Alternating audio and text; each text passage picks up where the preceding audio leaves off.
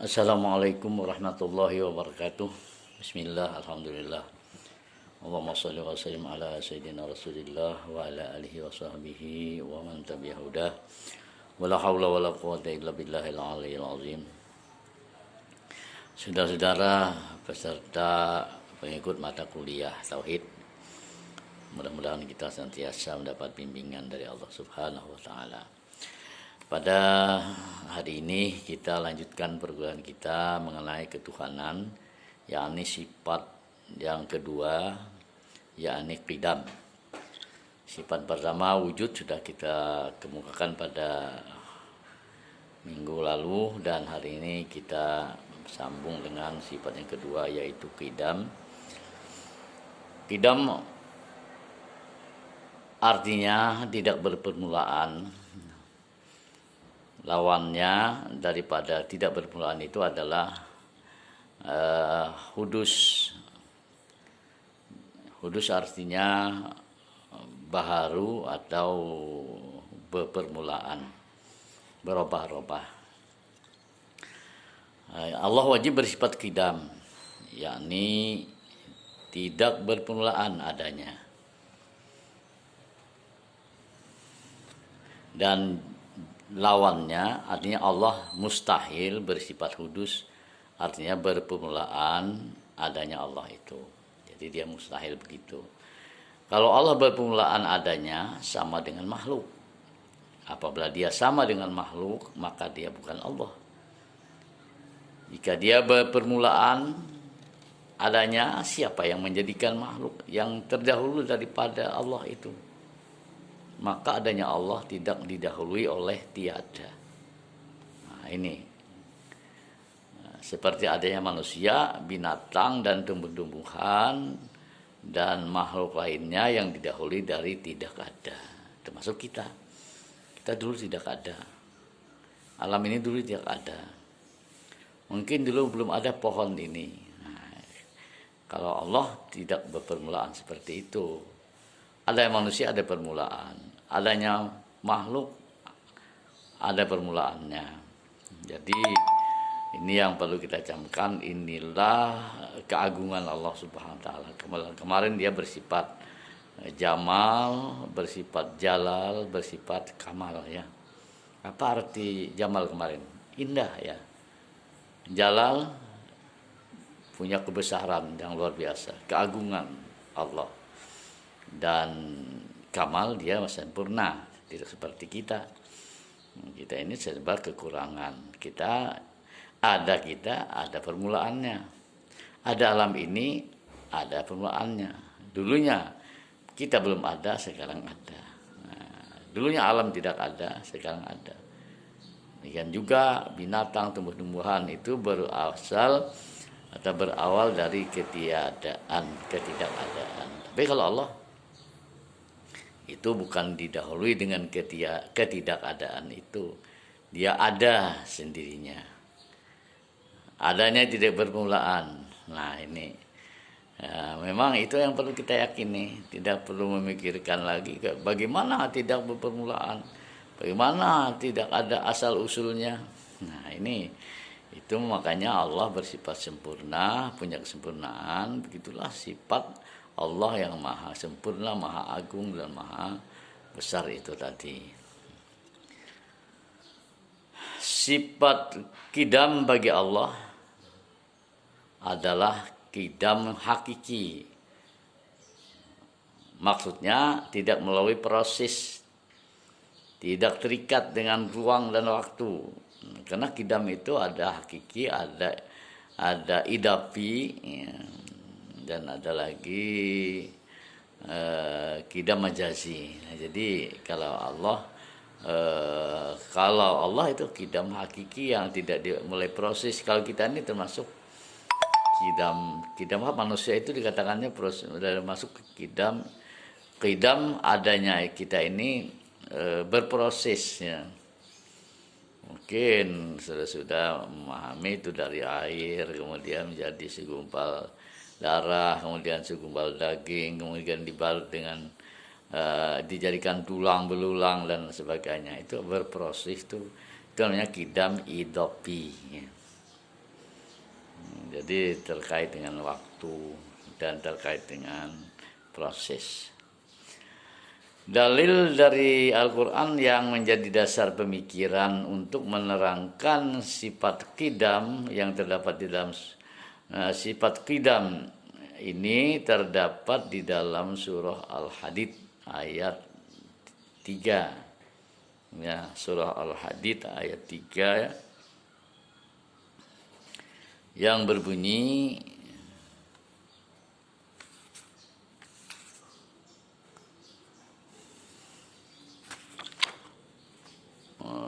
dalam surah Al-Hadid itu disebutkan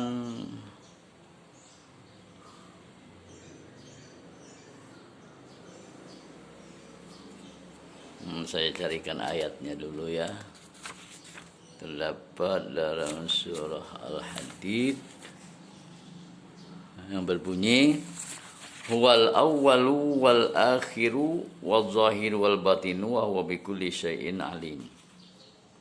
Terdapat pada ayat 3 yang artinya ialah Tuhan yang tidak berpermulaan adanya, ya, dan pula tidak berkesudahan adanya. Jadi Allah tidak berpermulaan dan tidak pula berkesudahan. Ialah Tuhanlah yang lahir wujudnya ialah yang tersembunyi zatnya. Lahir wujudnya maksudnya kemarin adalah dia ada, bukti ada Allah itu adalah alam semesta ini.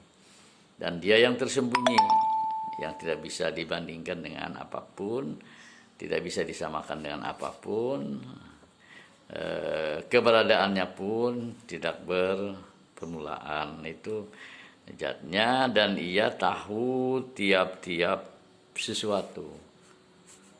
Wa huwa bikulli syai'in alim, dan dia tahu tiap-tiap sesuatu.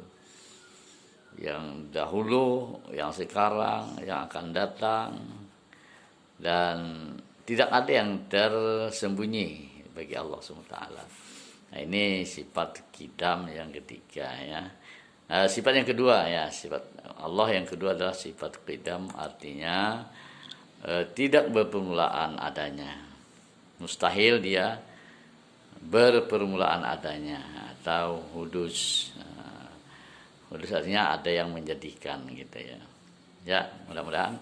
Tapi kita simak berikutnya, kita memasuki sifat Allah yang ketiga, yakni baqa. Allah wajib bersifat baqa. Arti baqa ialah maha kekal. Ya, baqa artinya maha kekal. Mustahil dia fana, artinya binasa atau lenyap atau hilang atau hancur. Nah, dia kekal. Kekal selama-lamanya, tidak akan hilang. Karena kalau Allah tiada atau dia tidak kekal, siapa yang memelihara dan mengatur alam semesta ini? Tentu tidak ada yang mengaturnya. Karena itu dia wajib bersifat kekal. Yang lainnya sudah mati, yang lainnya sudah meninggal, yang sudah hancur. Zat Allah wajib al-wujud yang selalu ada, dia kekal selama-lamanya.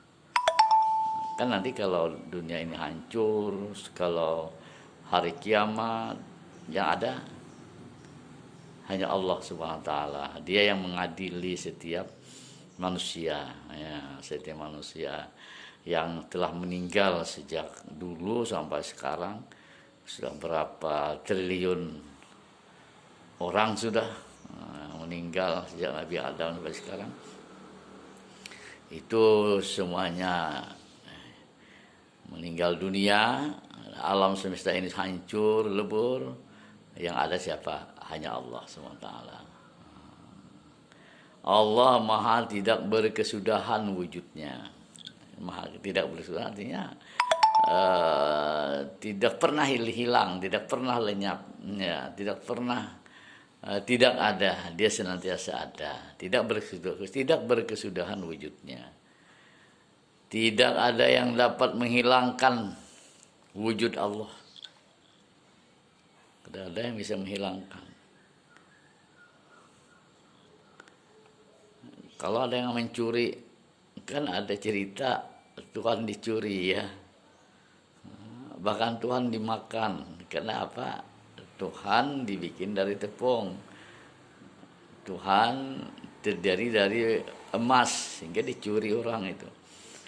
Nah, kalau ini tidak, Allah Subhanahu wa taala itu Tuhan yang maha besar, Tuhan yang maha agung, tidak pernah hilang ya.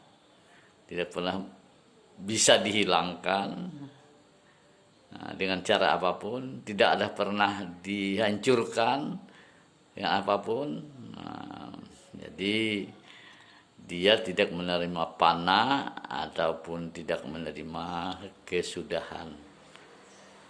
Panah itu hancur. Kesudahan itu artinya tidak ada lagi, tidak menerima Tuhan seperti itu. Tidak seperti alam semesta. Kalau alam semesta ini tidak kekal. Ada awal, ada akhir, ya. Kita ini dulu nggak ada, sekarang setelah dimulai dari kelahiran muncullah kita ke dunia ini. Nanti kita akan berakhir pula tinggal di sini di dunia ini. Artinya kita meninggal dunia, berakhir artinya. Sebagaimana juga nikmat dan azab itu pun tidak kekal. Yang kekal hanya Allah. Karena Dia yang menjadikan alam. Karena yang menjadikan makhluk ini Allah Subhanahu wa taala. Karena Allah yang memberikan kenikmatan dan Allah yang merasakan azab kepada seseorang. Namun kenikmatan, azab, penderitaan dan sebagainya itu akan berakhir, tidak kekal. Kalau azab di dunia sebentar hidup aja, setelah meninggal azabnya hilang. Kalau nikmat di dunia juga bisa dirasakan selama dia hidup di dunia. Nanti juga setelah dia meninggal dunia, dia tidak merasakan lagi kenikmatan dunia ini. Demikian juga kenikmatan akhirat. Nah, itu berawal ada permulaan. Bila orang masuk surga, nah itu dia merasakan kenikmatan itu. Azab di akhirat juga insya Allah akan berakhir setelah dosa-dosanya ditebus, setelah dosa-dosanya terbayar oleh azab Allah. Nauzubillah. Dia masuk ke dalam surga kalau sudah diazab. Tapi jangan bercita-cita untuk diazab ya. Sebab azab di akhirat itu 1 hari saja sama dengan 1000 tahun di dunia. Jadi kalau sekarang 2020,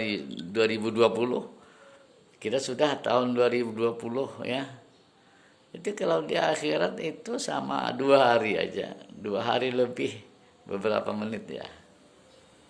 Nah, itu pun kita tidak pernah bisa melihat ke masa depan itu berapa banyak itu peristiwa-peristiwa terjadi. Nah, tapi kalau di akhirat, nah itu 1 hari yaumun indallah ka alfi sanatin mimma ta'udun, dalam Al-Qur'an disebutkan begitu. Sehari di sisi Allah itu seperti 1000 tahun dalam bilangan sekarang ini. Nah, jadi jangan coba-coba kalau diazab Allah sehari aja berarti 1000 tahun. Azabnya bukan seperti azab di dunia. Nauzubillah sama nauzubillah. Kalau dibakar di dunia dengan api yang ada di dunia ini itu baru asap dari neraka ya. Yang itu pun sudah dicuci beberapa puluh kali, tapi itu ternyata masih panas. Tidak ada yang mampu merasakan panasnya api dunia ini, apalagi dunia akhirat. Nauzubillah. Hancur luluh, hancur menjadi abu, kemudian kalau dosanya belum terhapuskan kembali lagi jadi. Nah, begitu setahun, 1000 tahun hanya 1 hari. Kalau 2 hari berarti 2000 tahun ya diajab. Naudzubillah, sama naudzubillah. Dalilnya dalam Al-Quran bahwa Allah itu bersifat baqa atau kekal, tidak berkesudahan, ialah dalam Al-Quran surah Qasas ya,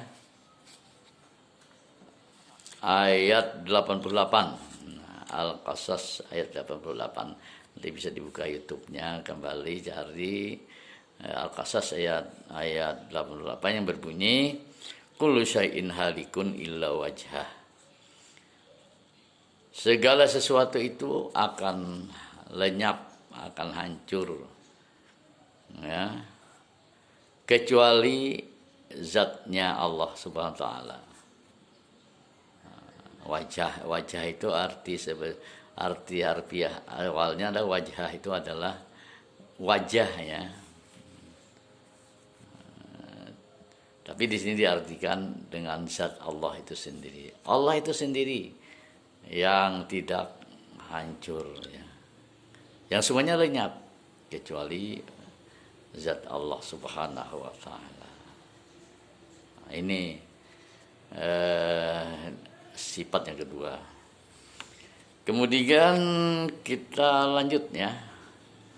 Sifat yang ketiga adalah mukhalafatuhu ta'ala lil hawadis. Ya. Mukhalafatuhu ta'ala lil hawadis. Artinya apa? Mukhalafatuhu ta'ala lil hawadis itu Tuhan berlainan dengan sekalian makhluk. Ya.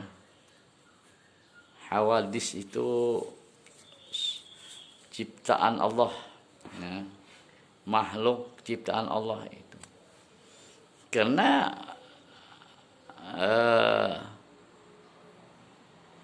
makhluk ini Allah yang menciptakan. Pasti yang menciptakan itu beda ya, mukhalafah, tidak sama dengan yang menciptakan.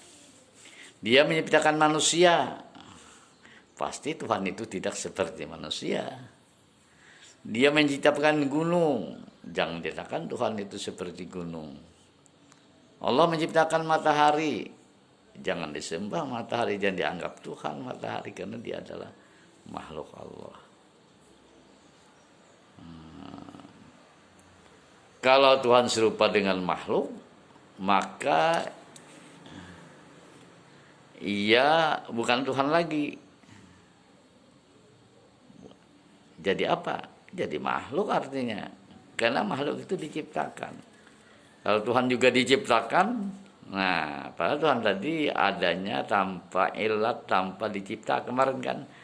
Yang pertama itu. Kalau Tuhan serupa dengan makhluk, maka ia bukan Tuhan lagi. Karena ia mustahil. Mustahil ini tidak masuk akal, itu tidak bisa menerima akal itu seperti makhluk ini.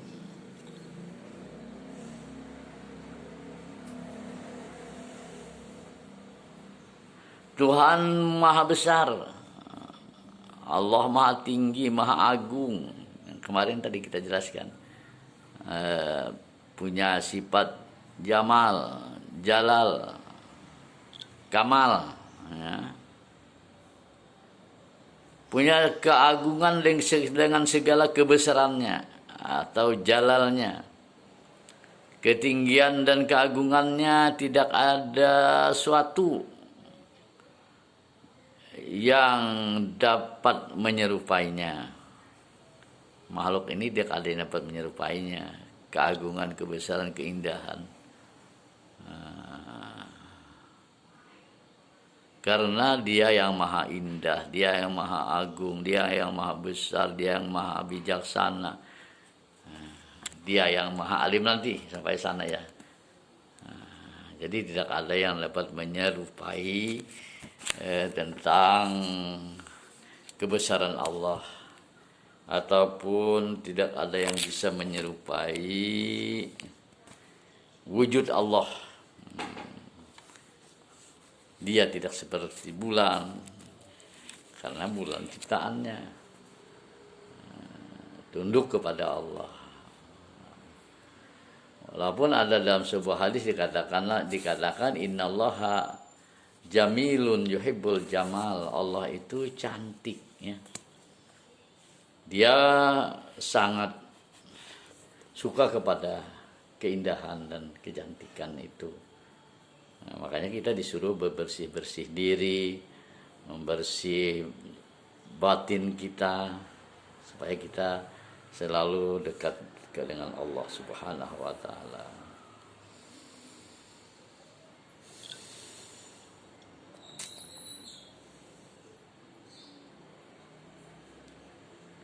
Muhalafatuhu ta'ala al-walis berbeda dengan segala yang baru ya, dengan makhluk tadi.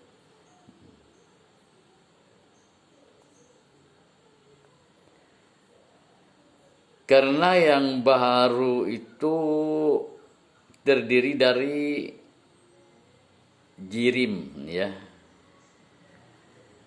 Jirim itu benda materi. Tuhan kan dari materi. Bukan. Jirim benda hidup makhluk ini terdiri dari materi. Bahasa Arabnya jirim itu ya. Terdiri dari juz'iyah, bagian-bagian tertentu. Umpamanya manusia terdiri dari ada daging, ada tulang, ada rambut, ada macam-macam itu bagian-bagiannya gitu. Kemudian kalau anggotanya ada tangan, ada kaki, ada kepala, ada mulut. Kalau Tuhan laisa kamitslihi, tidak seperti itu. Beda ya.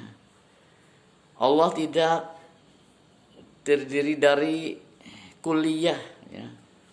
Kalau dia juz'iyah bagian-bagian, kalau kuliah itu Tuhan tidak besar seperti alam semesta umpamanya. Allah itu berbentuk seperti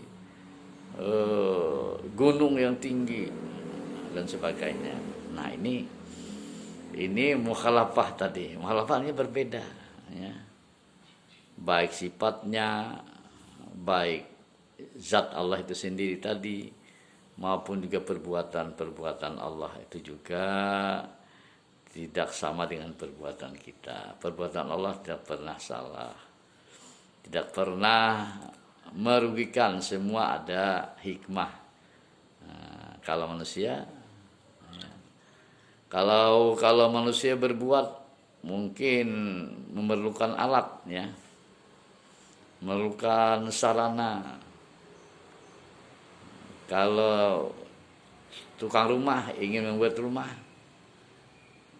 ada alatnya itu, ada gergaji, ada tukul, ada paku, ada cat dan lain sebagainya. Demikian juga kalau para tukang servis itu ya, mobil umpamanya, nah itu pasti ada alat. Kalau ibu-ibu mau bikin kue, ada alat. Nah ini bedanya, jauh berbeda manusia itu dengan Allah Subhanahu wa taala. Yang kita sadari, kita yakini, kita ini perbuatan Allah. Kalau kita ingin berilmu, kita belajar, ada buku. Sekarang tidak bisa tatap muka, daring, ada HP ya, ada komputer barangkali, ada lain sebagainya. Kalau Allah tidak ada bandingannya, dia mukhalafah. Hanya apabila dia ingin menciptakan sesuatu, dia cukup katakan jadi, maka jadilah sesuatu itu. Itu terdapat dalam surah Yasin ya, ayat 82. Ija arada syai'an ayyakula lahu kun fayakun. Bila dia menghendaki sesuatu, maka dia katakan jadi, maka jadilah ia. Manusia bisa begitu? Tidak. Mau bikin wadai, kue ya, jadi nggak jadi karena belum ada tepungnya, belum ada alatnya, belum ada kompornya, belum ada listriknya dan sebagainya. Nah, jadi harus mengumpulkan alat-alat dulu, juz'iyah bagian-bagian yang diperlukan. Oh tidak, nah, dia muhalafah lil hawadis. Karena itu di dalam ayat Quran surah ya, ayat Quran surah ayat 11 Allah berfirman, laisa kamislihi syai'un wa huwas samiul basir. Tiada yang menyerupainya suatu jua pun.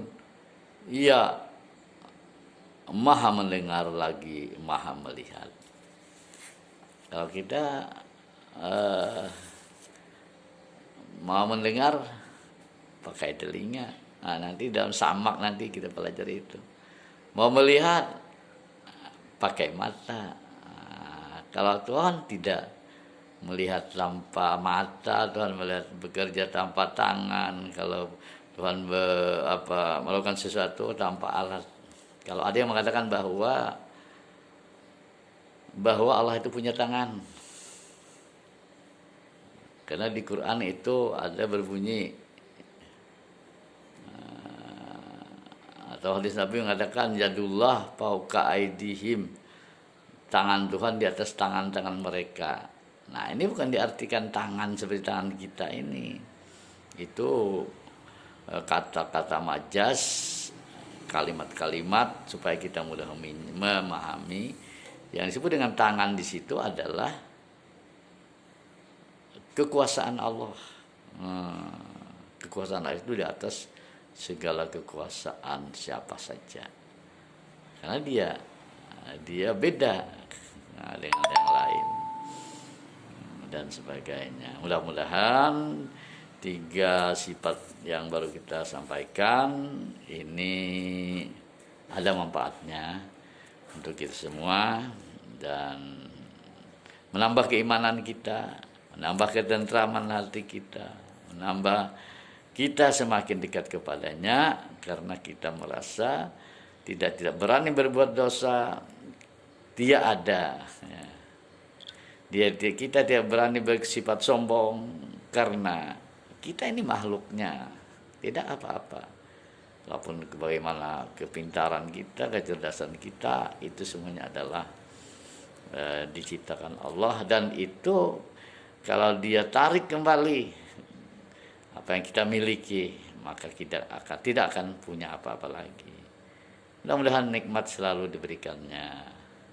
Kita diberikan pendengaran, kita diberikan penglihatan, kita diberikan segala-galanya dan segala-galanya untuk keperluan ini. Jangan ditariknya dari kita dulu. Kita diberikan ilmu, mudah-mudahan sehingga ilmu itu bisa kita manfaatkan untuk mensejahterakan kehidupan kita ini, untuk menyelamatkan kehidupan kita ini.